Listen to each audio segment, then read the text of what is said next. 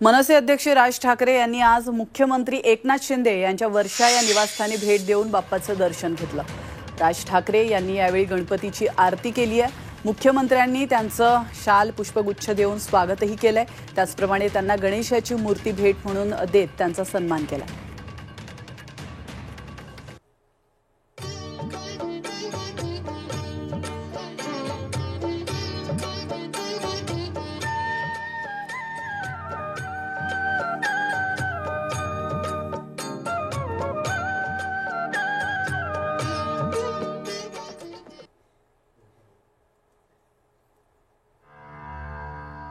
उपमुख्यमंत्री अजित पवार यांनी पुण्यातील दगडूशेठच्या आणि मंडई गणपतीचं दर्शन घेतलंय। आपण या दृश्यांच्या माध्यमातून पाहू शकतो। दगडूशेठ गणपती मंडळाकडून अजित पवारांचं स्वागत करण्यात आलंय। इथल्या गणपतीची आरती केल्यानंतर ते थेट मंडईच्या गणपतीकडे गेले आणि त्या ठिकाणीही त्यांनी आरती केली।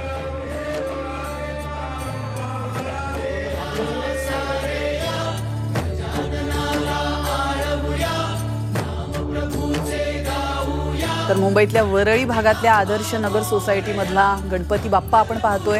या गणपतीचा देखावा विशेष लक्ष वेधून घेतोय।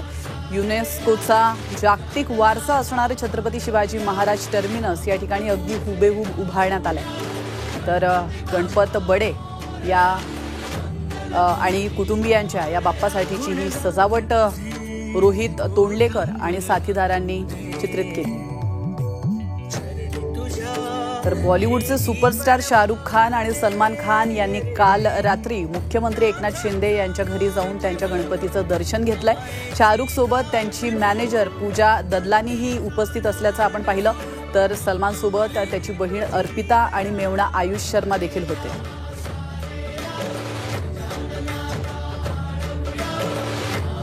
तर येवला शहरातील भोई गल्लीमध्ये रामेश्वरम मंदिराचा देखावा तयार केला गेलेला आहे। मंदिराचा देखावा पाहण्यासाठी भाविकांनी गर्दी केली आहे। मंडळाच्या कार्यकर्त्यांनी 2 ते 2.5 महिने अथक परिश्रम घेऊन रामेश्वरम ज्योतिर्लिंगाचा देखावा उभा केला। तर ही गोंदियातील दृश्य आपण पाहतोय। गोंदियामध्ये जागळे कुटुंबियांनी गणपती बाप्पासाठी केदारनाथ मंदिराचा देखावा साकारलाय। मंदिराकडे जाणारा खडतर रस्ताही तयार करण्यात आलाय। तर भाविक देखील केदारनाथ मंदिर पाहण्यासाठी गर्दी करतात। तर दुसरीकडे सांगलीची आपण दृश्य पाहत आहोत। सांगलीच्या मिरज तालुक्यातील गुंडेवाडीमध्ये चक्क वडाच्या झाडावर बाप्पाची स्थापना केली गेली आहे। जय हनुमान मंडळाकडून वटवृक्षाच्या मध्यभागी 13 फूट उंचीवर गणपती बाप्पा विराजमान झालेत। वडाच्या झाडाला विद्युत रोषणाई आणि आकर्षक सजावटही करण्यात आली।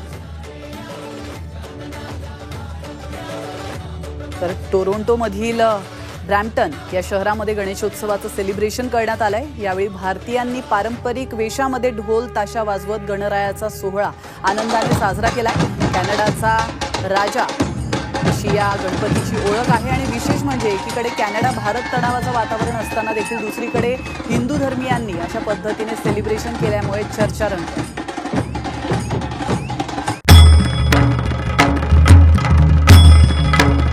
भंडाऱ्याची उधळण म्हणजे